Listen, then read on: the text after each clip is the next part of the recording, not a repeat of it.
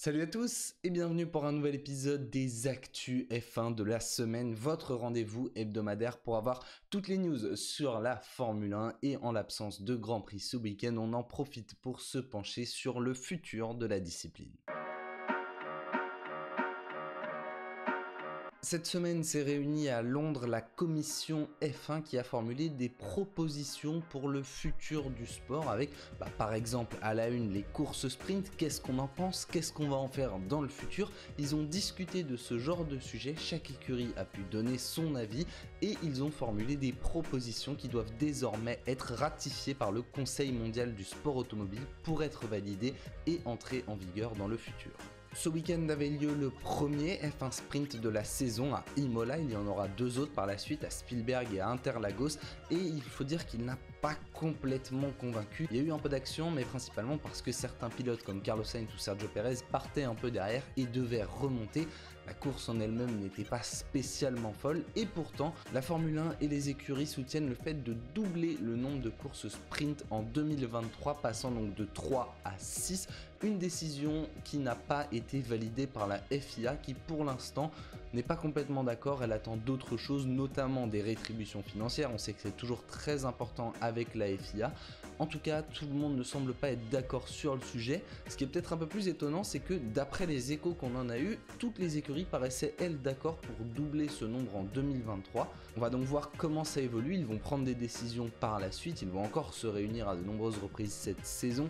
Et dites-moi en fait dans les commentaires ce que vous en avez pensé de ce premier F1 Sprint et si vous souhaiteriez en avoir plus à l'avenir. Les écuries se penchent aussi sur le règlement 2026 pour en donner une version assez évoluée, assez poussée le plus rapidement possible, notamment parce qu'on sait que certaines écuries, certaines futures écuries le regardent avec attention pour décider ou non si elles s'engageront dans la discipline. Et on pense avant tout forcément à Audi et Porsche dont on sait qu'elles regardent avec grande attention la situation. Sur le règlement moteur, a priori on ne bouge pas, on va aller dans la même situation qui va être donc en 2026 de faire évoluer les unités de puissance. On va conserver la base, la structure, le V6 turbo hybride de 1,6 litre. Cependant, il va évoluer puisqu'on va perdre le MGU-H, on va le supprimer, notamment parce que ça rajoutait trop de complexité au moteur, ça va permettre aussi d'alléger la voiture. Mais dans l'ensemble, le moteur ne va pas énormément changer. Malgré tout, il y a des évolutions, ce qui va permettre notamment de nouveaux motoristes, pourquoi pas, de s'engager. Et aussi le fait de leur donner les clés dès 2022, c'est s'assurer qu'ils vont pouvoir développer un vrai moteur et arriver avec un niveau similaire aux autres motoristes. On se souvient par exemple de Honda qui est arrivé en 2015 et qui arrivait avec un retard très important qu'ils ont mis de très nombreuses années à combler. On peut dire qu'ils ont mis 5 ans à rattraper leur retard. Donc clairement, c'est important de donner aux futurs motoristes les clés de la future réglementation. La nouveauté, c'est que ce changement de réglementation moteur devrait s'accompagner d'un changement sur l'aérodynamique. Donc on aura une réglementation qui va beaucoup évoluer en 2026 et on va essayer de poursuivre dans l'idée de ce qu'on a fait cette année, de tirer des leçons des changements de réglementation de 2022, de voir ce qui a marché, ce qui n'a pas marché pour toujours faire en sorte que les voitures se suivent de plus en plus avec des objectifs principaux qui seront ensuite de réduire la traînée. On va donc chercher à améliorer leur efficacité à ces moteurs et on va aussi chercher à réduire les dimensions ainsi que au moins contenir et si possible réduire le poids des monoplaces, donc essayer d'avoir des F1 toujours plus évolués, avec toujours plus de sécurité. D'ailleurs, on veut continuer d'apporter de la sécurité d'ici 2026 en fonction de ce qu'on aura trouvé, des avancées qu'il y aura, mais on veut aussi avoir dans le style un petit retour en arrière, parce qu'on sait que beaucoup de gens idéalisent les Formule 1 d'il y a 15 ans, avec des voitures plus fines, plus légères, plus maniables, qui conféraient une vraie grosse impression de vitesse. On veut vraiment retrouver du spectacle à tous les niveaux, pas que sur les batailles en piste, mais aussi sur les voitures en elles-mêmes quand on les regarde en caméra embarquée et que chaque on-board soit vraiment choquant pour le spectateur, tant c'est un sport extrême. Aussi dans la continuité du règlement 2022 et de ce qu'on a vu dans les dernières saisons, la standardisation de certaines pièces devrait être conservée et poussée par la suite. Alors on ne sait pas encore exactement qu'est-ce que ça concerne, mais c'est déjà dans le but de réduire les coûts et aussi, on va pas se mentir, que les performances soient plus homogènes, d'avoir certaines pièces qui soient standards pour tout le monde, que tout le monde ait la même chose. Pour donner juste un exemple, on a par exemple cette année les garde-boue qui ont été introduits, alors je sais pas trop comment les appeler, mais ces petits trucs que vous avez sur l'intérieur du pneu et qui sont identiques pour chaque écurie, c'est en open source, donc tout le monde a accès à la même pièce.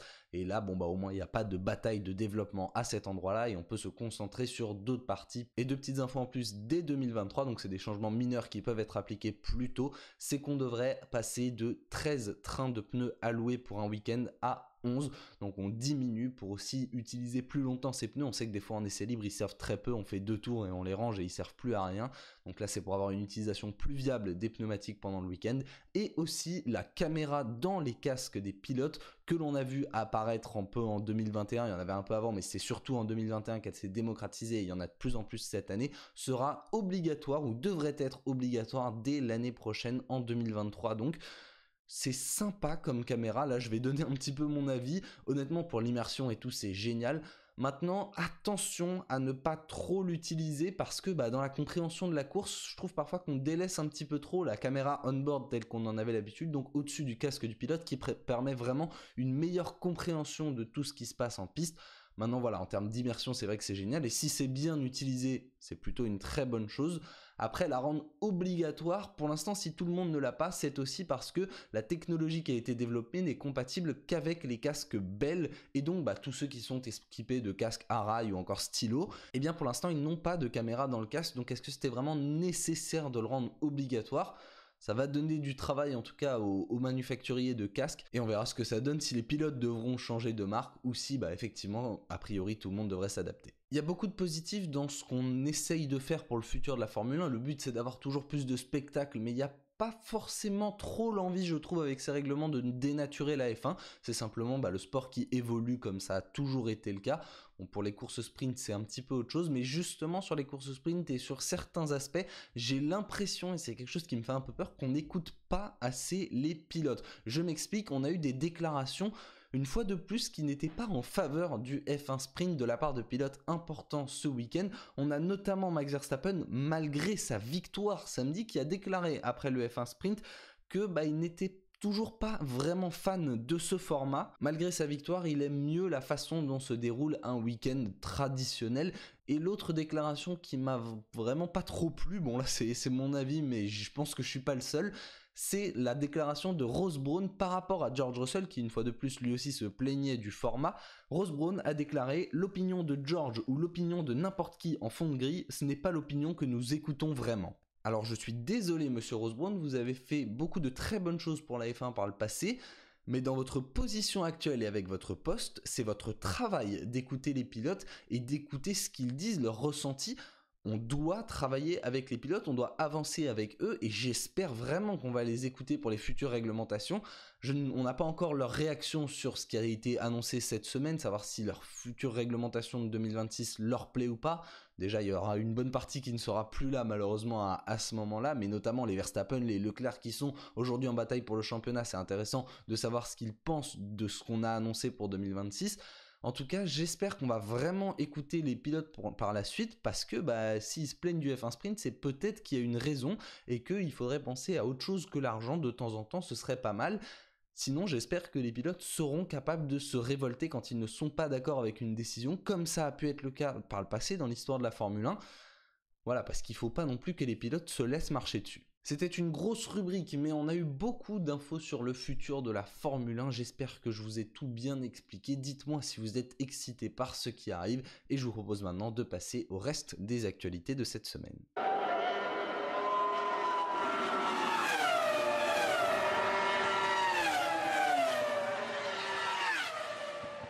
300 à l'heure, on va aller plus vite sur le reste des actus F1 de cette semaine. Et déjà, puisqu'on en parlait il y a un instant, George Russell qui a déclaré après le Grand Prix d'Imola avoir souffert du marsouinage physiquement. C'est vraiment la première fois où il a ressenti des douleurs, notamment dans le dos. C'est un phénomène qui finalement en course ne paraît pas tellement dangereux, pas autant qu'on l'avait anticipé. En tout cas, les pilotes sont toujours capables d'être en contrôle de leur monoplace ou quoi que ce soit là-dessus, il n'y a pas de souci. Maintenant, ça reste encore un problème, c'est quelque chose qu'il va falloir régler dans le futur. On sait que notamment Mercedes planche beaucoup sur le problème, c'est quelque chose de très important pour eux et quand ils parlent de résoudre des problèmes, ils pensent avant tout au marsouinage en ce moment. S'ils sont capables de le résoudre, on verra comment ils le font et si les autres écuries s'en inspirent, mais ce serait bien quand même que ça reste pas éternellement parce que déjà pour les pilotes, ça ne devrait pas arriver. La ligne droite, c'est le moment où ils sont censés avoir un petit instant pour respirer. s'ils doivent souffrir en plus à ce moment-là, c'est clairement pas idéal, notamment pour leur concentration, et ça peut mener derrière à des erreurs qui peuvent être un petit peu dangereuses. Ça a par la suite été une semaine de rumeurs. On a eu beaucoup de rumeurs qui se sont propagées déjà sur le marché des transferts, avec notamment Albert Fabrega qui a laissé entendre qu'il y aurait un échange entre deux pilotes de deux écuries sans pouvoir communiquer sur lesquels ils seraient pour l'instant. Donc voilà, on sent que le marché des transferts commence gentiment à s'activer, mais personne n'a encore trop le droit de dire ce qu'il se passe. Parmi les rumeurs qui ont été entendues, on parle d'une prolongation de 2 ans pour Fernando Alonso, ce qui fait que Oscar Piastri n'aurait pas de siège chez Alpine, donc il serait potentiellement en discussion avec Williams, et on a aussi un Sébastien Vettel qui a confirmé que son avenir en Formule 1 dépendrait des performances d'Aston Martin et de la façon dont il remonterait la pente déjà en cette saison. Les rumeurs ont aussi très rapidement concerné les circuits, avec, a priori, on parle peut-être d'un deuxième Grand Prix à Singapour pour remplacer le Grand Prix de Russie qui a été annulé, ou alors peut-être rien du tout à la place. Donc on va attendre de voir comment évolue le calendrier de la deuxième partie de saison. En tout cas, a priori, la Russie est toujours dans l'attente d'un remplacement. Il n'y aura pas de Grand Prix de Russie, ça c'est acté. Et Hockenheim aussi qui serait, ou plutôt l'Allemagne qui serait à la recherche d'un contrat de longue durée. Déjà, ce qui serait cool, ce serait de les revoir au calendrier, mais apparemment, ils négocient pour revenir pendant 10 ans, ce qui serait une très bonne nouvelle, honnêtement. A priori, ce serait à Hockenheim. Personnellement, j'adorerais. On va juste espérer maintenant que ce contrat se fasse. Cette semaine, les deux nouveaux directeurs de course de la Formule 1, Eduardo Freitas et Niels Wittich, ont tous les deux été testés positifs au Covid-19, ce qui fait que la F1 se retrouve sans directeur de course pour le Grand Prix de Miami. Alors on va attendre de voir comment la situation évolue, mais il se pourrait qu'il soit nécessaire de faire appel à une troisième personne si jamais ils ne sont pas remis avant le moment de partir pour Miami. Cette troisième personne serait-elle Michael Masi ? Ça paraît quand même très peu probable, il y a peu de chances qu'on le rappelle, vu la situation dans laquelle s'est terminé son moment à la tête de la direction de course. Maintenant, il n'y a pas grand monde de disponible, il n'y a personne qui a de l'expérience en Formule 1 de disponible pour remplacer, donc on va surveiller avec attention la décision qui sera prise pour le prochain Grand Prix. Robert Schwartzman, champion de Formule 3 2019, grand espoir en Formule 2 en 2020-2021 et aujourd'hui pilote de réserve Ferrari, ne pilotera plus sous licence russe, mais désormais sous licence israélienne. Il est né en Israël et donc a effectué ce changement de nationalité cette année et il va continuer d'officier au sein de la Scuderia en tant donc que pilote de réserve. Et dernière petite info, Max Verstappen a été élu sportif de l'année pour 2022 au Laureus Awards. C'est la 5e fois qu'un pilote de Formule 1 reçoit cette distinction après Michael Schumacher en 2002 et 2004, Sébastien Vettel en 2014 et Lewis Hamilton en 2020 où il était arrivé ex-aequo avec Lionel Messi. Voilà pour les news de cette semaine, je vous propose maintenant de jeter un petit coup d'œil dans le rétro avant le programme de ce week-end.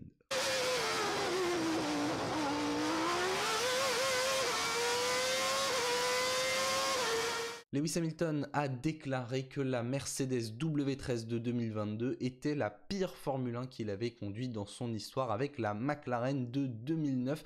Une très mauvaise année pour celui qui était alors champion du monde en titre. Il est arrivé en 2007 en Formule 1, je vous le rappelle, avec McLaren et s'est retrouvé directement dans une écurie qui était au top, qui se battait tout de suite pour le titre. C'est très rare de monter du GP2 et aujourd'hui de la Formule 2 et de se battre immédiatement pour un titre.